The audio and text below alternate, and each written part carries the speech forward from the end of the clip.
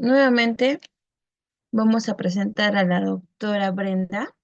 Ella nos va a brindar el tema de nutrición enteral en pacientes hospitalizados. Médico especialista en gastroenterología, instructora de RCP básico y avanzado. Actualmente ella es miembro, conforma, ¿no? Miembro de la Asociación Peruana del Estudio de Hígado. En la actualidad se encuentra elaborando en el Irún Sur. Adelante, doctora Brenda. Buenas tardes con todos. Disculpen la demora. Gracias por la invitación al curso. El día de hoy voy a exponer el tema nutrición enteral en pacientes hospitalizados.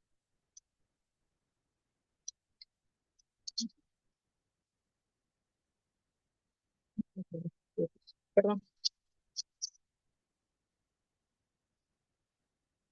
Bueno, comenzaremos diciendo que la nutrición enteral es una medida terapéutica de suma importancia tanto en el ámbito intra o extrahospitalario. Como todos sabemos, casi todas las enfermedades crónicas o agudas están asociadas a un alto riesgo de malnutrición en nuestros pacientes, lo cual también se asocia a una mayor morbimortalidad. En el hospital, en el IREN Sur, nuestros pacientes oncológicos se encuentran también asociados a lo que es una menor respuesta al tratamiento oncológico. Y se ha visto que cerca de un 20% de los pacientes sucumben al deterioro progresivo del estado nutricional más que a la misma enfermedad de base. Existen ciertos factores que intervienen en el estado de nutrición de nuestros pacientes. Uno de ellos es el compromiso psicológico.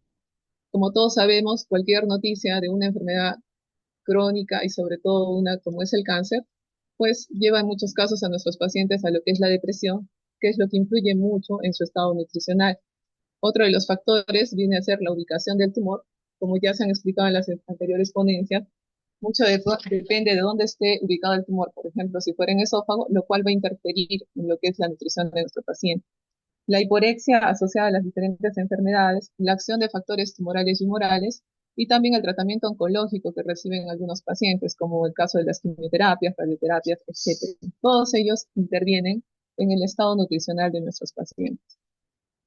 Entonces, podemos definir a la nutrición enteral como el suministro de dieta directamente al aparato digestivo, mediante el uso de sondas específicas u ostomías, con la finalidad de nutrir y de disminuir las complicaciones asociadas al ayuno prolongado que pueden tener nuestros pacientes.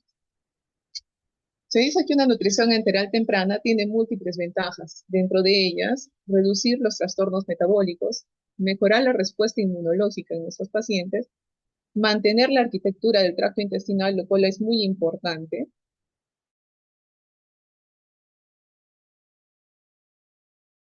disminuir la mortalidad y sobre todo, ¿cuáles son las indicaciones de nutrición enteral en nuestros pacientes? Se dice que está indicada la nutrición enteral en todo paciente que no quiera, que no deba o que no pueda comer. Entonces, dentro de las indicaciones, tenemos la imposibilidad de ingesta o alteraciones en la capacidad de la ingesta, aumento de las necesidades nutritivas, alteraciones en la absorción de los nutrientes o la necesidad de un reposo relativo del intestino. Acá tenemos una tabla donde podemos ver un resumen de las indicaciones más frecuentes. Por ejemplo, en lo que son alteraciones mecánicas de la deglución, pues tenemos pacientes que tengan tumores de cabeza y cuello o que hayan tenido una cirugía maxilofacial o cirugías del aparato digestivo. Entre alteraciones neuromotoras, pues tenemos pacientes que tienen, que han podido padecer ACVs o que tienen un tumor cerebral, etc.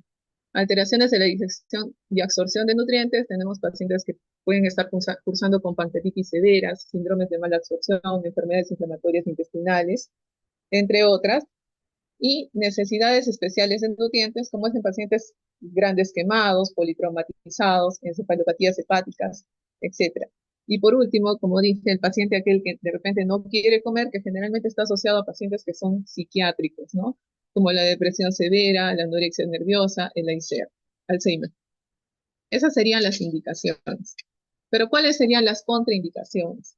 Las contraindicaciones vienen a ser cualquier patología que haga que el intestino no sea funcionante o accesible. Por ejemplo, la obstrucción intestinal, el hilo paralítico, pancreatitis severas, pacientes que tengan vómitos incoercibles o enfermedades inflamatorias del colon, ¿no? Una vez que ya tenemos que nuestro paciente pues tiene indicación de un soporte nutricional, tenemos que conocer cuáles son las vías de acceso para la nutrición enteral. Entonces, ¿de qué va a depender que nosotros seleccionemos la vía de acceso a la nutrición enteral? Uno, y muy importante, es la duración estimada del soporte nutricional. ¿Por cuánto tiempo va a requerir ese paciente el soporte nutricional? La segunda, el segundo factor para seleccionar la vía de acceso viene a ser cómo es el funcionamiento de los distintos tramos del tubo digestivo. ¿Cuál es la situación clínica del paciente y la patología de fondo? Y si este paciente tiene riesgo o no tiene riesgo de aspiración. Entonces, en las vías de acceso tenemos dos tipos de vías. Perdón. Tenemos las técnicas no invasivas y las técnicas invasivas. Dentro de las no invasivas tenemos las sondas nasoenterales, como son la nasogástrica, nasoduodenal o nasoyeyunal. Y dentro de las invasivas tenemos la gastrostomía y la yejunostomía. Esto es perdón.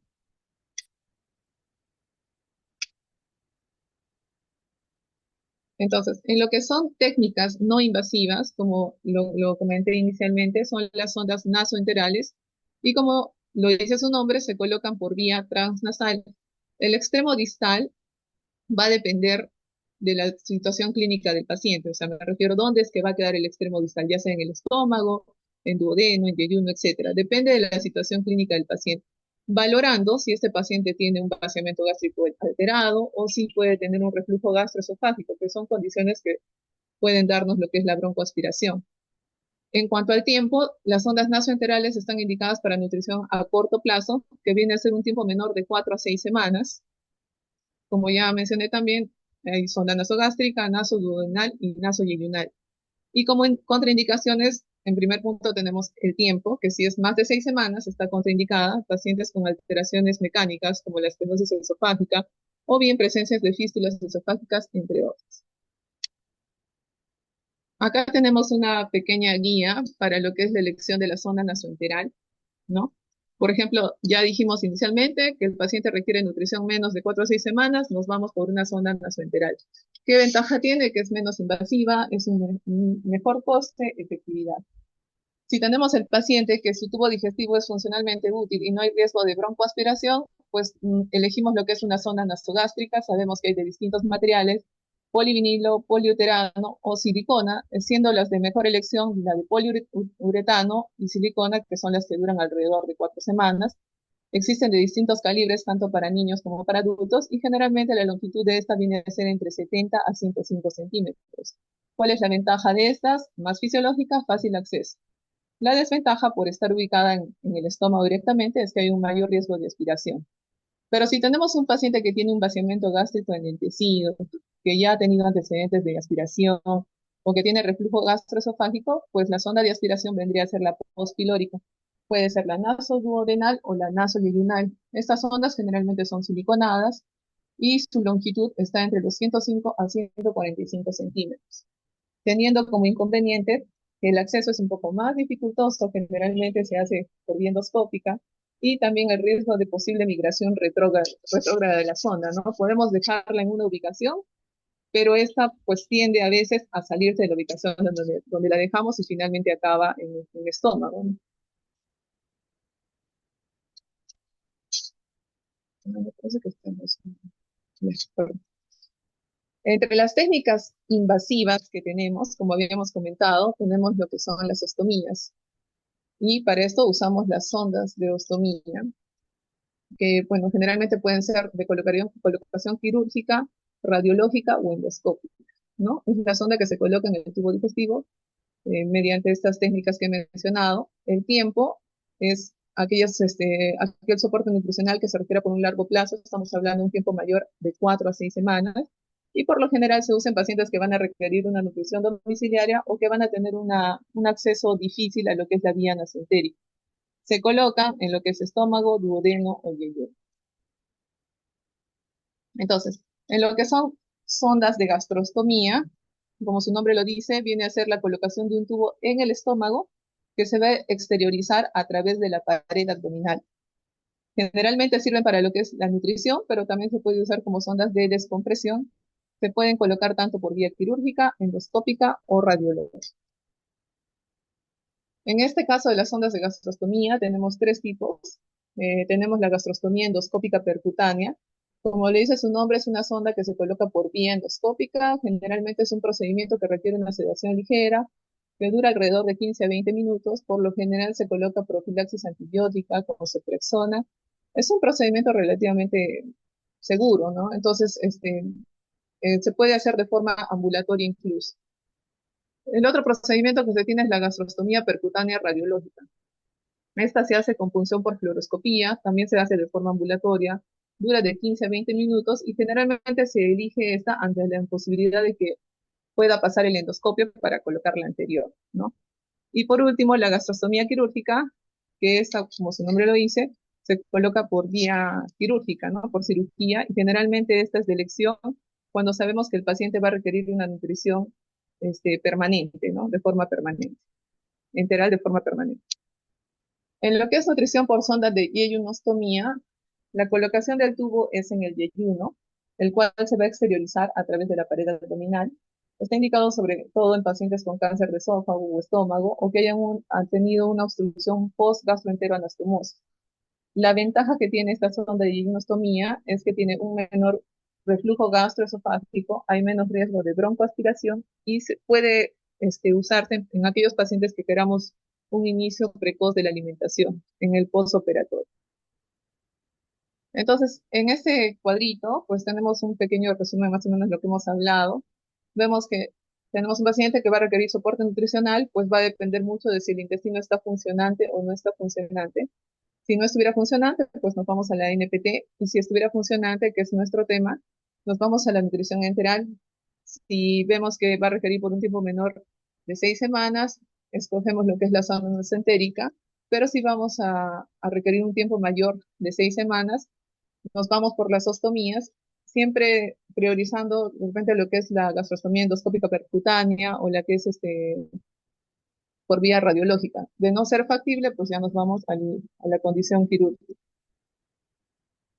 Una vez que ya hemos elegido la vía de acceso, pues siempre tenemos que hacer una valoración nutricional de nuestro paciente y está compuesto por dos tipos de valoración, una valoración objetiva, que viene a ser la medición de, bueno, valga la redundancia, de las medidas antropométricas, como es la relación peso y talla, el índice de masa corporal, la circunferencia muscular del brazo, y también lo que son la medición de los valores bioquímicos. Siempre es importante pedir exámenes de laboratorio, hemoglobina, leucocitos, glucosa, ver cómo está la función renal, la función hepática del paciente, etc. Y la otra parte de la valoración viene a ser la valoración subjetiva, que implica hacer una historia clínica completa detallada, sobre todo dirigida al aspecto nutricional. Deberíamos conocer la dieta detallada de nuestro paciente y cuáles son los cambios del estado funcional de nuestro paciente que se han dado secundariamente al estado de malnutrición que tiene. Entonces, se podría resumir que un paciente se considera un paciente malnutrido a aquel que tiene un índice de masa corporal igual, perdón, aquel era menor de 18.5, o aquel paciente que tiene una pérdida de peso involuntaria más del 10% en los últimos 3 a 6 meses, o por último, aquel paciente que tiene un IMC menor de 20 kilogramos por metro cuadrado y que además tiene una pérdida de peso del 5% en los últimos 3 a 6 meses. Por lo tanto, se dice que todo paciente que está en riesgo de malnutrición va a requerir soporte nutricional siempre y cuando veamos que tiene una ausencia o muy poca ingesta de alimentos por más de 5 días o que se prevé que en los próximos 5 días no va a poder comer nada. Y también se ve la necesidad de soporte nutricional en aquel paciente que tenga un grado de malabsorción importante o que tenga pérdidas elevadas de nutrientes o tenga una mayor necesidad de nutrientes. Una vez que ya hemos valorado el estado nutricional de nuestro paciente, pues nos toca hacer el cálculo de los requerimientos. La determinación del requerimiento calórico va a estar condicionada por múltiples factores que interactuando entre sí puede variar el requerimiento nutricional de nuestro paciente. Dentro de ellos tenemos lo que es el estado nutricional actual del paciente, Si este paciente tiene factores de riesgo para lo que es la desnutrición, ¿cuál es el estado metabólico de nuestro paciente? Si está en anabolismo, si está en catabolismo, y cuál es el estado de la enfermedad de fondo del paciente. Entonces, para esto existen unas fórmulas que nos ayudan. Una de ellas es la ecuación de Harris-Benedict, que va a variar dependiendo si es mujer o varón, pero esta fórmula generalmente se usa en personas sanas y que se encuentran en reposo. Por esto es que Long modificó esta fórmula con la cual nos va a ayudar a calcular el gasto energético global usando la fórmula de Harris-Benedict, que es la que nos da el gasto energético, pero lo multiplica por el factor de actividad y por el factor de agresión al cual puede estar sometido nuestro paciente, ¿no? Que va a ser diferente en cada cuadro clínico, ¿no? Por ejemplo, en esta tablita tenemos acá, dependiendo del factor de estrés, puede ser una infección, puede ser una cirugía, ya sea menor o mayor, y el factor de actividad, el factor de agresión es distinto en cada situación. Al igual que el factor de actividad, es distinto que el paciente esté en reposo, en la cama, o que esté en movimiento en la cama, o que sea un paciente que está deambulando.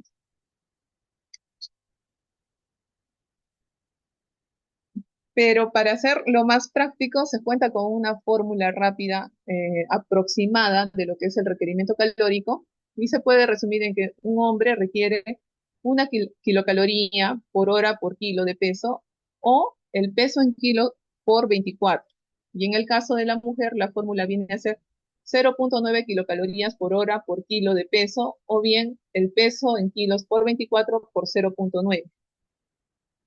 Se consideró también que el gasto energético global se puede calcular asumiendo de frente que en un paciente adulto aproximadamente requiere 30 kilocalorías por kilo de peso por día, habiendo ciertas variaciones. Por ejemplo, en situaciones en que el paciente sea sedentario, se considera entre 20 a 25 kilocalorías por kilo. En pacientes gravemente enfermos, podemos considerar que requiere de 25 a 30 kilocalorías por kilo. Y en pacientes hipermetabólicos, entre 30 a 35 kilocalorías por kilo. Ya que tenemos el requerimiento nutricional de nuestro paciente, pues ahora nos tocaría elegir qué fórmula nutricional usaríamos en nuestro paciente, ¿no?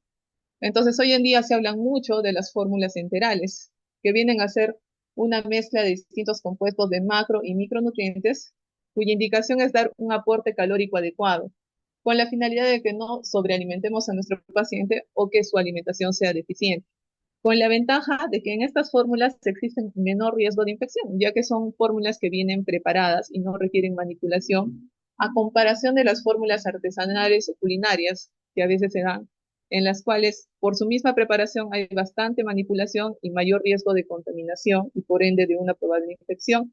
Además de que también en contra juega de que muchas veces no tenemos el aporte preciso de cuántos nutrientes o cuántas calorías se le está dando al paciente. Es por eso que hoy en día se contraindica prácticamente su uso, dando además como contraindicación el hecho de que a veces este tipo de dietas obstruyen las sondas, ¿no? Y se requieren a veces sondas de mayor calibre. Es por eso que se dice que las fórmulas enterales son las de elección en pacientes críticos. ¿Cómo se clasifican estas fórmulas? Se clasifican uno por la composición de las mezclas, dos por la densidad energética que aportan, tres por la carga osmolar, cuatro por el tipo de presentación y cinco por el inicio. Dentro de lo que es la composición de mezclas tenemos cuatro tipos de fórmulas. La primera son las fórmulas poliméricas, las que aportan micro y macronutrientes.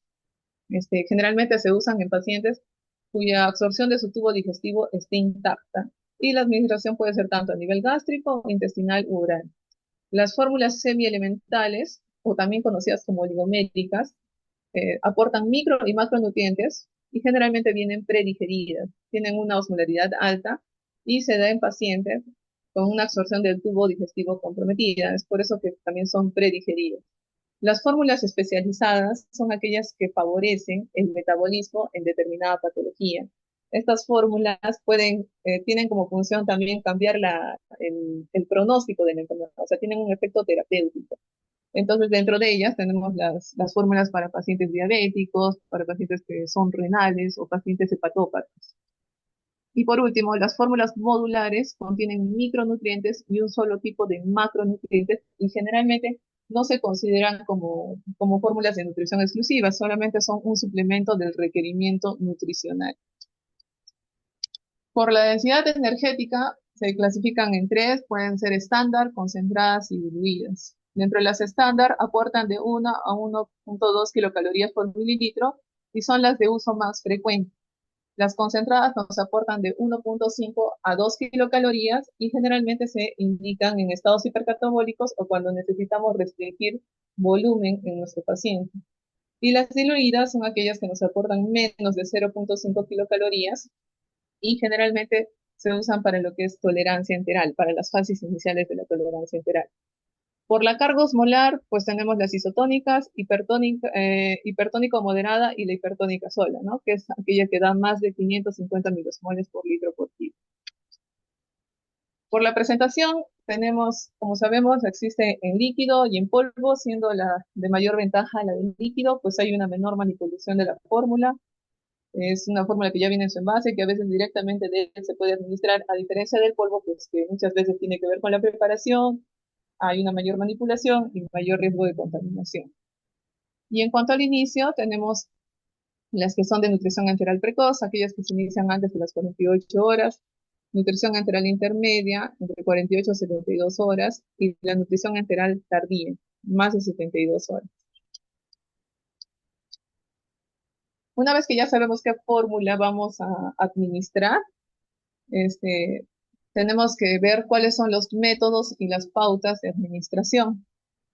Es importante que ésta sea ajustada a la necesidad de cada paciente, para lo cual debe ser bien planificada y efectuarse de forma conveniente para que se respeten lo que son las fases de la nutrición progresiva. Existen tres métodos de lo que es la nutrición enteral. Tenemos lo que son las bombas de infusión, el goteo gravitatorio y la jeringa. Todo esto va a depender de la situación clínica del paciente, del lugar de la administración, de la infusión, de la nutrición. Va a depender del tipo de vida que lleve el paciente y también de la tolerancia que demuestre hacia la nutrición que vamos a administrar, ¿no? Y con esto ya podríamos decir cuál sería la pauta de administración de nuestro paciente. Si va a ser una infusión continua, es decir, que puede ser dada durante las 24 horas o también durante el día o solo durante la noche, que estaríamos hablando de 12 horas. O también puede ser una infusión intermitente, que es un tipo de administración que simula a los horarios de ingesta normal que tenemos.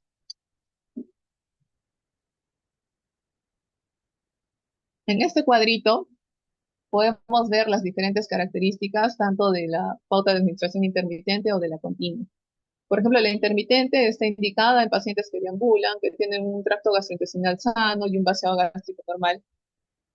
Y bueno, la continua es pacientes que requieren nutrición en ayuno o que tienen una intolerancia al régimen intermitente.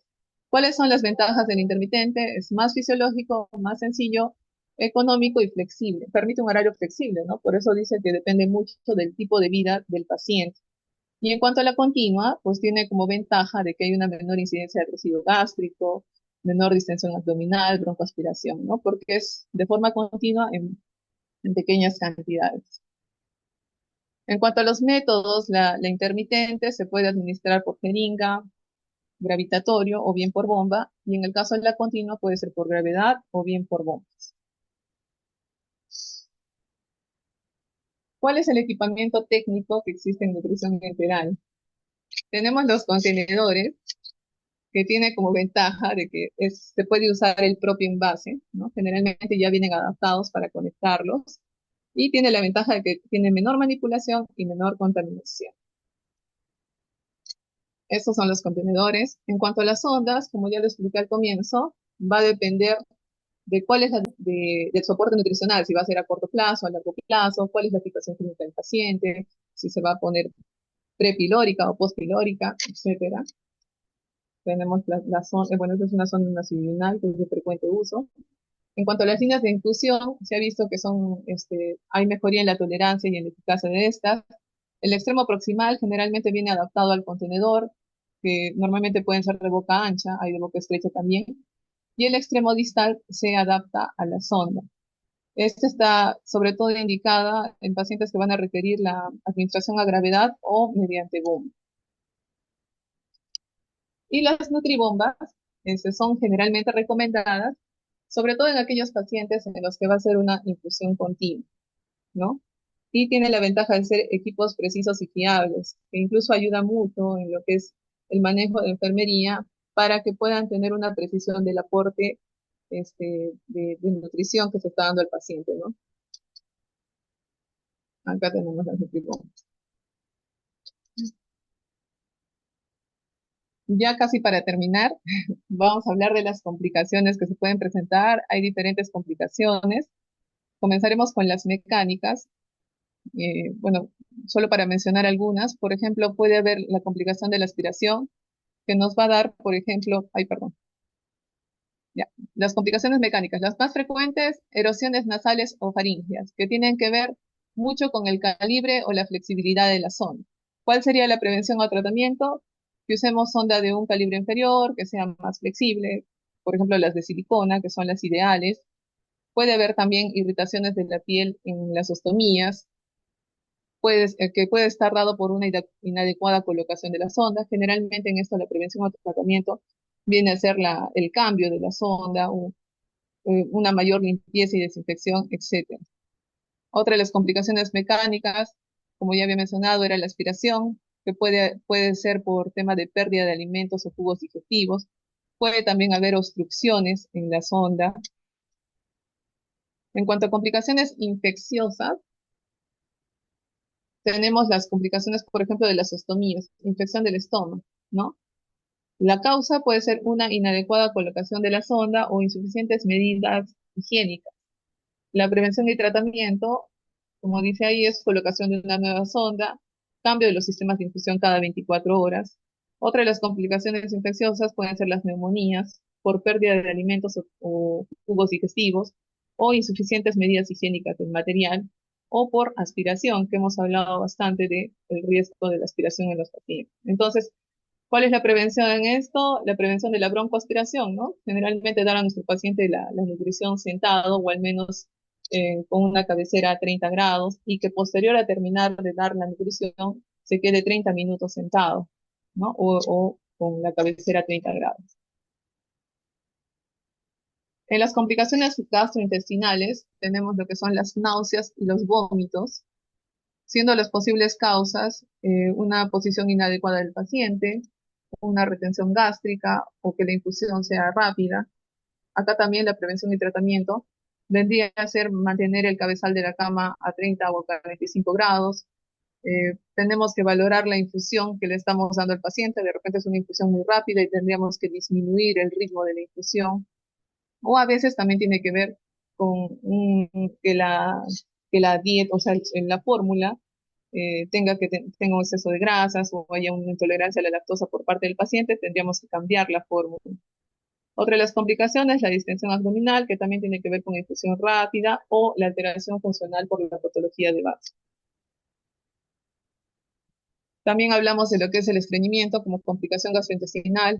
Puede ser por una falta de aporte de líquidos, porque la dieta no tenga fibra, que eso es muy importante, que las dietas contengan fibra para no tener esta complicación. La diarrea también es una de las complicaciones frecuentes, ¿no? Puede ser por contaminación de la fórmula, como ya hemos hablado, por la manipulación que puede haber, por un ritmo de infusión rápida, o también puede verse afectada por fármacos, ¿no? Que no necesariamente sea la fórmula, sino a veces hay cierta interacción entre los fármacos y la fórmula. Y por último, las complicaciones metabólicas, puede haber hipopotasemia, hipofosfatemia, por un síndrome de retroalimentación. Entonces, tenemos que detectar a los pacientes que puedan estar en riesgo haciéndoles los exámenes necesarios, ¿no? De repente solicitando electrolitos en estos pacientes, etcétera. Bueno, acá lo mismo, hiponatremia, puede haber deshidratación como complicaciones metabólicas. Siempre importante el balance hídrico diario en estos pacientes, sobre todo en aquellos pacientes que tienen una patología de fondo, como son los pacientes cardíacos, los pacientes renales. en los cuales el balance hídrico es de suma importancia. Por último, para terminar, la monitorización, que si bien es cierto, la nutrición enteral no suele tener complicaciones graves, pero no quiere decir que esté exenta de esta. Siempre puede haber alguna complicación, para lo cual debemos estar monitorizando de muy cerca a nuestro paciente. En realidad, la monitorización es un trabajo en equipo, tanto de la parte médica como de la parte de enfermería, pero para resumirlo un poco, básicamente es que tenemos que hacer un control de la sonda u ostomía, como ya han visto, las complicaciones que se pueden dar por temas de infección o erosiones, que pueden ser simples, pero ya son una complicación. Tenemos que vigilar también el control de la cantidad de nutrición enteral en las 24 horas que estamos aportando al paciente. Recuerden que es importante ver si la nutrición está siendo, está cumpliendo con nuestro objetivo, ¿no? Para no sobrealimentarlo, para que no sea una alimentación deficiente. La tolerancia a la sonda, hay que vigilar al residuo gástrico, ¿no? Disminuir la infusión, o bien se debe hasta incluso fraccionar en más horas. Aparición de complicaciones que ya hemos mencionado, siempre vigilar las complicaciones que acabamos de hablar, controles analíticos, vigilar los electrolitos, siempre se solicita periódicamente análisis bioquímicos, hemograma, etc. El control de diuresis, importante en lo que es el balance hídrico, sobre todo en los pacientes renales, cardíacos, y el control de peso corporal una vez por semana. Eso sería todo. Gracias.